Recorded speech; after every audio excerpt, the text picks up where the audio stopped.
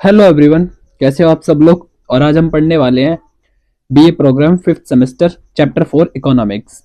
Chapter का नाम है हमारा अधिमान वक्र विश्लेषण। इसके अंदर हम पढ़ने वाले हैं वक्र से रिलेटेड, अधिमान आईसी वक्र से रिलेटेड हम पढ़ने वाले हैं। जैसा कि इस अधिमान वक्र की जो खोज थी, इसका जो विकास किया था वो किया था जे आर हिक्स ने। जैसा कि फर्स्ट लाइन हमारी कहती है, अधिमान वक्र विश्लेषण का सुचारू रूप से विकास जे आर हिक्स ने किया। उपयोगिता विश्लेषण का प्रमुख दोष ये है, हमने इससे पहले चैप्टर के अंदर उपयोगिता के बारे में पढ़ लिया था, और उस उपयोगिता विश्लेषण का यहाँ पर दोष ये है कि ये जो गणना है उपयोगिता प्रणाली पर आधारित है। ठीक है, और ये मानना है कि किसी भी वस्तु से प्राप्त उपयोगिता को संख्यात्मक रूप में नहीं लिखा जा सकता, संख्यात्मक रूप में लिखा जा सकता है। हमने ये पिछले चैप्टर में पढ़ लिया था कि अगर कोई भी उपयोगिता निकाली जाती है तो हम उसे सिर्फ और सिर्फ संख्या के रूप में ही व्यक्त कर सकते हैं। लेकिन जैसे अगर हम बात करते हैं कि हमें अपनी भावना किसी के प्रति हमें कोई प्यार है, तो उस भावना को हम कभी भी कहीं पर दर्शा नहीं सकते हैं और ना ही बता सकते हैं। सिर्फ और सिर्फ जब किसी चीज को बताया जा सकता है या फिर सॉल्व किया जा सकता है तो उसे संख्या के रूप में ही सॉल्व किया जा सकता है, यानी कि मापा जा सकता है। ठीक है, किसी वस्तु की उपयोगिता को जोड़ा और घटाया जा सकता है, और उपयोगिता को मुद्रा के रूप में भी व्यक्त किया जा सकता है। मुद्रा यानी कि मनी के रूप में भी व्यक्त कर सकते हैं। लेकिन किसी वस्तु की उपयोगिता आत्मनिष्ठ या फिर वैयक्तिक है, इसलिए इसको संख्यात्मक रूप में नहीं मापा जा सकता। ठीक है, और आत्मनिष्ठ यानी कि यहां पर होता है कि हमारे अंदरूनी, यानी हम किसी अपने विचार हो गए जिन्हें हम नहीं माप सकते। ठीक है, लेकिन किसी वस्तु की उपयोगिता आत्मनिष्ठ या वैयक्तिक, इसलिए से संख्या के रूप में नहीं मापा जा सकता। इसलिए अधिमपन वक्र विश्लेषण का उपयोगिता विश्लेषण के एक विकल्प के रूप में विकास किया गया। अधिमान वक्र विश्लेषण क्रमवाचक उपयोगिता पर आधारित है। इसमें उपयोगिता की सांख्यिकी रूप में नहीं मापते हैं। ठीक है, यानी कि जो उपयोगिता थी उसे सांख्यिकी की तरह नहीं मापेंगे। यहाँ पर उपयोगिता को सिर्फ और सिर्फ एक वक्र के द्वारा दर्शाना सीखेंगे, जिस वक्र को हम यहाँ पर अधिमान वक्र कहते हैं। ठीक है, इसमें मान्यता यह की जाती है कि उपभोक्ता दो या फिर अधिक वस्तुओं के लिए स्पष्ट रूप से अपनी प्राथमिकताओं के स्तर को व्यक्त कर सकता है, और दो या दो से ज्यादा चीजों को व्यक्त कर सकता है। दूसरे शब्दों में, एक उपभोक्ता को किसी वस्तु के उपभोग से जो संतुष्टि, यानी हम उपभोक्ता और अगर किसी वस्तु को उपभोग कर रहे हैं और हमसे उससे जो संतुष्टि प्राप्त होती है उन्हें उसे बिना मापे ये कहा जा सकता है कि किन्हीं दो वस्तुओं के अलग अलग सम्मिश्रण यानी कि कॉम्बिनेशन से अधिक समान या फिर कम संतुष्टि प्राप्त होती है। मतलब आप लोग किसी भी दो वस्तुओं का इस्तेमाल करके उन दोनों में ये भेद कर सकते हैं, ये अंतर कर सकते हैं कि भाई आपको किस वस्तु से कितनी ज्यादा और किस वस्तु से कितनी कम उपयोगिता प्राप्त होती है। लेकिन किन्हीं वस्तुओं के दो समूहों से उपभोक्ता को समान संतुष्टि प्राप्त होती है, तो वह इनमें से किसी भी समूह को चुन सकता है। अगर माना कि आपने किन्हीं दो चीजों को चुना है और उनसे आपको सेम संतुष्टि प्राप्त होती है, तो आप इनमें से किसी भी समूह को चुन सकते हैं। अर्थात अलग अलग समूहों के चुनाव में प्रति उदासीन है। हम एक उदाहरण लेते हैं। मान लीजिए दो वस्तु एक्स और वाई है, जैसा कि यहाँ पर देखो तालिका में दर्शाया गया है। ठीक है, ये अधिमान सारणी है, तालिका दी हुई है, दो वस्तुएं, एक एक्स है और एक वाई है। एक किसी व्यक्ति ने वस्तु x की 1 इकाइयां ली और वस्तु y की 25 इकाइयां ली। वैसे ही वह धीरे धीरे जैसे जैसे वस्तु x की इकाइयां बढ़ाता है, वहां पर आप देखेंगे वस्तु y की इकाइयां धीरे धीरे उसने कम कर दी। मतलब कि जब कोई भी व्यक्ति, सीधी सी बात, अगर हम एक उपभोक्ता है और अगर हम किन्हीं दो चीजों का चयन करते हैं, चुनते हैं, तो अगर हम एक चीज पर ज्यादा पैसा इन्वेस्ट करेंगे तो हमें दूसरी चीज पर पैसे को कम करना ही पड़ेगा। मैं आपको एक एग्जांपल के हिसाब से समझाता हूं। अगर आप एक किसान है और आपको गेहूं और चावल की खेती करनी है, दो जगह है आपके पास, दो खेत हैं, आपको दोनों पर गेहूं और चावल की खेती करनी है, तो सीधी सी बात आपके पास पैसे लिमिटेड है, सीमित है। तो आपको अगर चावल की खेती ज्यादा करनी है तो गेहूं में कमी करनी पड़ेगी, और गेहूं की खेती ज्यादा करनी है तो आपको चावल की खेती में कमी करनी पड़ेगी। एक एग्जांपल के तौर पर मैंने समझाया। जैसे कि यहाँ पर वस्तु एक्स की जब 1 इकाई यहाँ पर इन्वेस्ट जो भी थी 1 इकाई थी, तो वहां पर वस्तु की 25 इकाइयां यूज कर रहा था। ऐसे ही समूह आप 5 में देखिए, ई में देखिए कि वस्तु की 5 इकाइयां इस्तेमाल करते हुए वस्तु वाई की उसने 11 इकाइयों का यूज किया, इस्तेमाल किया। जैसा कि हम पढ़ते हैं, मान लें दो वस्तुएं एक्स और वाई, अलग अलग 5 समूह जैसा कि तालिका में दर्शाया गया है। उनमें से प्रत्येक समूह से उपभोक्ता को समान संतुष्टि प्राप्त होती है। क्योंकि उपभोक्ता को अलग अलग 5 समूहों में से प्रत्येक समूह से समान संतुष्टि प्राप्त होती है, इसलिए वह इनमें से कोई भी समूह का चयन कर सकता है, किसी को भी चुन सकता है। सब में से उसको 5 इकाइयों की क्या हो रही है, संतुष्टि प्राप्त हो रही है, सब में 5 के 5 में। ठीक है, इनमें से वह चाहे पहला समूह x ले सकता है जिसमें इकाई x वस्तु की 1 इकाई और y वस्तु की 25 इकाइयां यूज करता है। अगर वो चाहे तो पांचवा समूह भी ले सकता है जिसे ई कहते हैं, जहां पर x वस्तु की 5 इकाइयां हैं और y वस्तु की 11 इकाई चुन सकता है, क्योंकि दोनों समूहों से उपभोक्ता को समान संतुष्टि प्राप्त हो रही है। आप दोनों जगह देख लीजिए, यहाँ पर 5-5 की संतुष्टि उसे प्राप्त होती है। यहाँ हम पहले या फिर पांचवें समूह से प्राप्त संतुष्टि को सांख्य के रूप में नहीं माप रहे हैं, लेकिन सिर्फ और सिर्फ यहाँ पर हम यही कह सकते हैं कि पांचों समूहों में से प्रत्येक समूह से उपभोक्ता को सेम संतुष्टि प्राप्त हो रही है। यहाँ पर हम इसे स्टैटिस्टिक्स यानी कि सांख्य के रूप में नहीं माप रहे, सिर्फ ये कह रहे हैं कि पांचों समूह में उपभोक्ता को बराबर संतुष्टि प्राप्त हो रही है। यदि इन पांचों समूहों को एक रेखा चित्र के रूप में दर्शाते हैं तो एक वक्र बनता है जिसका नाम हम क्या रखते हैं, क्या नाम रखा, अधिमान वक्र। क्लियर हुआ? देखो यहां पर पढ़ते हैं आगे कि भाई x वस्तु x अक्ष पर x वस्तु को दर्शाते हैं, y अक्ष पर y वस्तु को दर्शाएंगे। ठीक है, और 5 समूह दे रखे हैं ABCD, इनको मिलाने पर एक वक्र बनेगा जिसे हम अधिमान वक्र कहते हैं, इंडिफरेंस कर्व कहते हैं, IC वक्र। ठीक है, जैसा कि आप यहाँ पर देखिए x अक्ष यानी कि नीचे वाली लाइन पे देखिए 1 2 3 4 5 हमने x वस्तुओं को दर्शा दिया, और y वाले अक्ष पर देखिए 5 10 15 20 25 यानी कि हमने यहाँ पर y अक्ष पर y वस्तु को दर्शा दिया है। यहाँ पर जैसे कि जब वस्तु x की 1 इकाइयां यूज हो रही थी, इस्तेमाल हो रही थी, तब वस्तु y की 25 इकाइयां इस्तेमाल हो रही थी। सेम ऐसे ही जब वस्तु x की 5 इकाइयां इस्तेमाल हो रही थी, तब वस्तु y की 10 इकाइयां इस्तेमाल हो रही थी, 11 इकाइयां इस्तेमाल हो रही थी। इनसे जो वक्र बनता है, इस वक्र में a से लेके ABCDE जो एक ये वक्र बन रहा है, इसे हम IC वक्र या फिर अधिमान वक्र कहते हैं। ठीक है, आगे इसके अब अधिमान वक्र की विश्लेषण की मान्यताएं क्या होती हैं, तो अधिमान वक्र विश्लेषण की निम्न मान्यताएं इन पर आधारित हैं। जैसे कि पहला पॉइंट है हमारा कि उपभोक्ता की विवेकशीलता क्या है। विवेकशीलता यानी कि वह कितना सोचता है, उपभोक्ता जो वस्तु को क्रय कर रहा है, खरीद रहा है, वह कितना सोचता है। अधिमान वक्र विश्लेषण यह मानता है कि उपभोक्ता विवेकशील है। विवेकशील मतलब उसे समझ है किसी वस्तु को किस प्रकार क्रय करना है और किसी वस्तु पर किस प्रकार व्यय करना है, खर्च करना है। अपनी दी गई आय यानी कि हमारी जो इनकम होती है और बाजार में किसी वस्तु की कीमतों पर वे ज्यादा से ज्यादा संतुष्टि प्राप्त करना चाहता है। अपनी आय को, अपने पैसे को वह खर्च करके हर व्यक्ति यही चाहेगा कि हमें ज्यादा से ज्यादा संतुष्टि प्राप्त हो। तो उसे वस्तुओं के अलग अलग समूहों में ये मालूम है कि किन समूहों में समान और अधिक और कम संतुष्टि, यानी कि हम लोग अगर एक उपभोक्ता हैं, ये समझिए हम चीजों को खरीद रहे हैं और हम किसी बाजार में किसी वस्तु को खरीदने के लिए जाते हैं, तो हमें उसका पूर्व ज्ञान यह होता है कि हम अगर किसी वस्तु को खरीदते हैं तो उस वस्तु की कीमत क्या होगी। पहले से ही हम इस चीज का थोड़ा बहुत ज्ञान रखते हैं। अगर कोई उत्पादक, बेचने वाला हमें उस वस्तु की कीमत ज्यादा बताता है तो हम उस वस्तु की कीमत को उससे कम करवाते हैं। ठीक है, क्यों? क्योंकि हमें भी उस वस्तु से ज्यादा संतुष्टि प्राप्त करनी होती है। ठीक है, इसका मतलब हमने वहां पर अपनी विवेकशीलता का प्रयोग किया। ठीक, सेकंड पॉइंट इसका होता है संक्रामिता। ठीक है, यानी कि ट्रांजिटिविटी।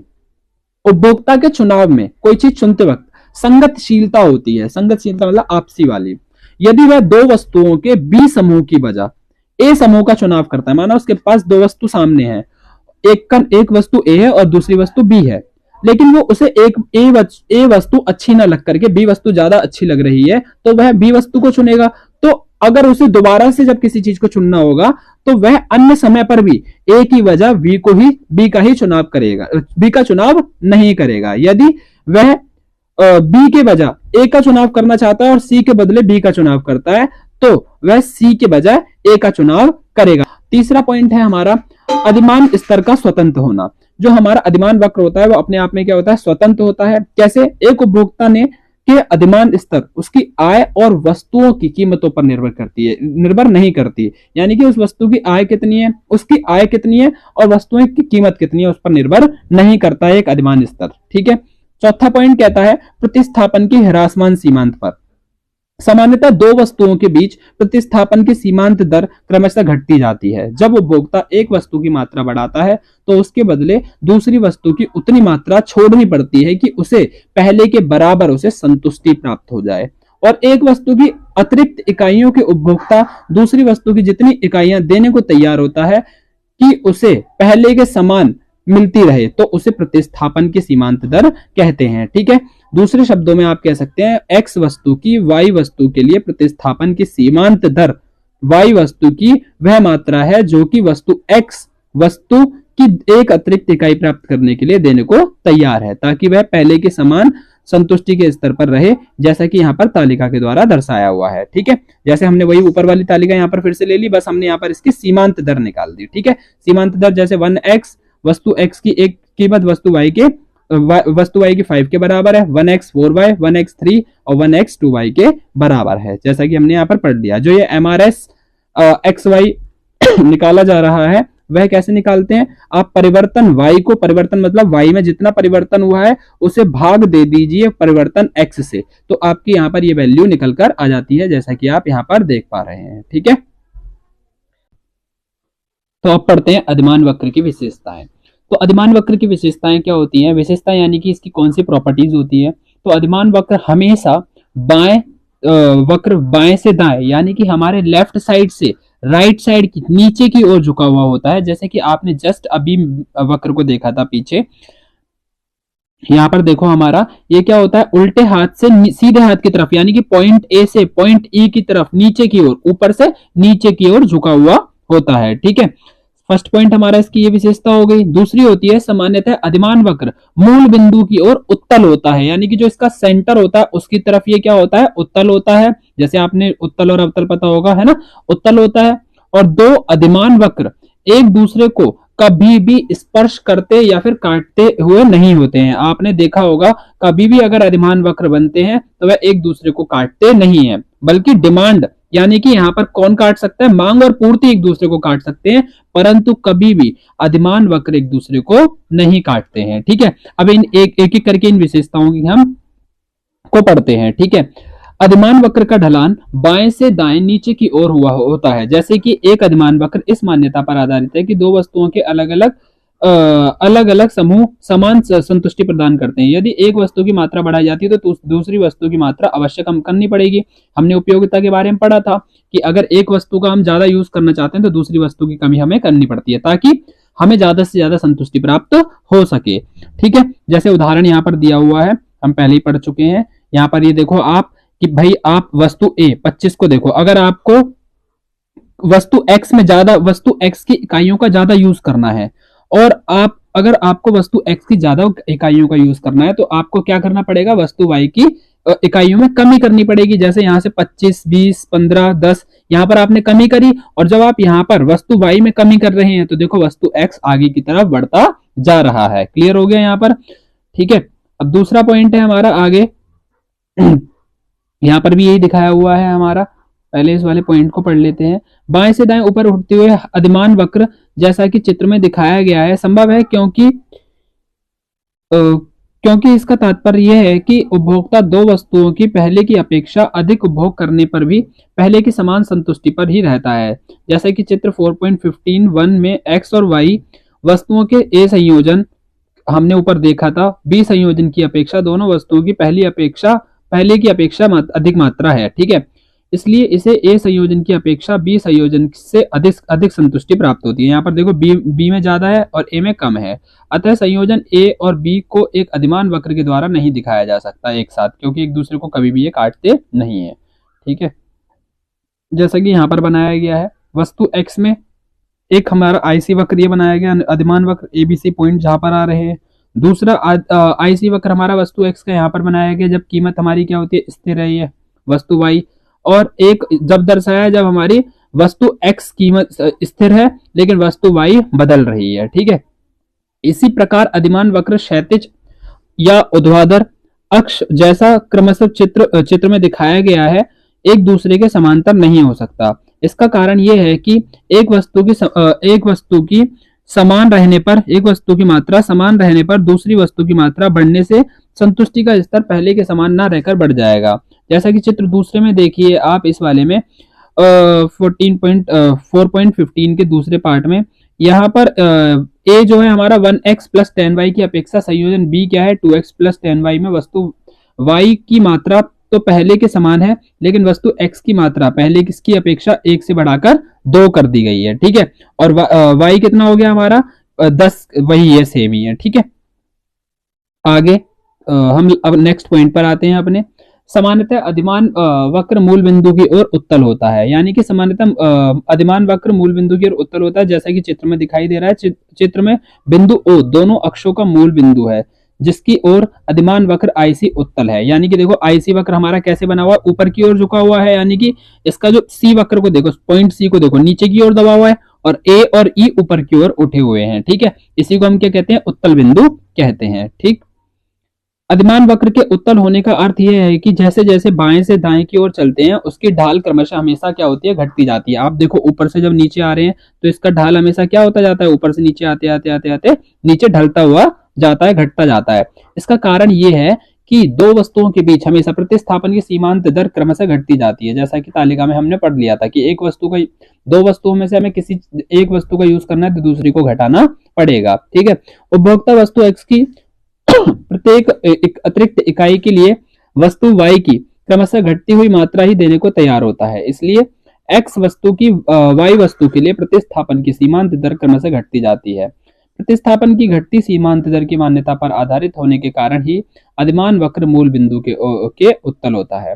अधिमान वक्र की आकृति मूल बिंदु के अवतल अवतल नहीं हो सकती। अवतल मतलब उल्टा सी नहीं हो सकता है। ठीक है, उत्तल का मतलब आप याद रखिए सीधा सी होता है, और अवतल का मतलब उल्टा सी हो सकता है।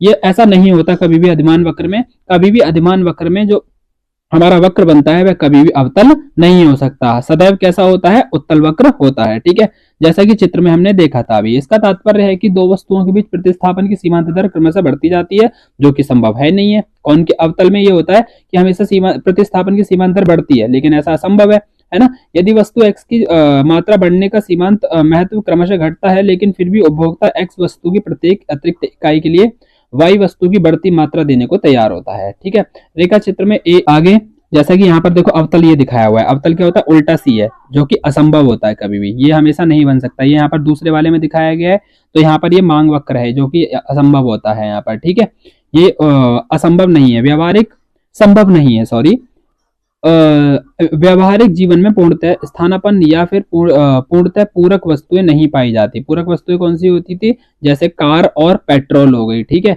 अतः सामान्यतः अधिमान वक्र मूल बिंदु के हमेशा उत्तल ही होता है, अवतल नहीं होता। थर्ड पॉइंट पढ़ते हैं, जो दो अधिमान वक्र एक दूसरे को स्पर्श या फिर काट नहीं सकते। क्यों? क्योंकि प्रत्येक अधिमान वक्र संतुष्टि के एक स्तर को दर्शाता है, और प्रत्येक अधिमान वक्र पर सारे बिंदु दो वस्तुओं के उन विभिन्न विभिन्न यानी कि अलग अलग मिश्रणों को बताते हैं, जिनसे उपभोक्ता को समान संतुष्टि प्राप्त होती है। इसलिए यदि किसी भी अधिमान वक्र पर दो बिंदु लाए जाएं तो उससे उपभोक्ता को समान संतुष्टि प्राप्त होगी। लेकिन यदि दो अधिमान वक्र एक दूसरे को काटती हैं तो एक ऐसी स्थिति बन जाएगी जिसमें एक अधिमान वक्र दूसरी अधिमान वक्र से अधिक या फिर कम और साथ ही समान संतुष्टि भी दिखाएगी, जो कि हमारा असंभव है, ऐसा हो ही नहीं सकता। जैसे चित्र में देखो आप, दो अधिमान वक्र दिए हुए हैं और एक दूसरे को काट रहे हैं, तो ऐसा असंभव है। ठीक है, ऐसा संभव कभी भी नहीं हो सकता है। ठीक।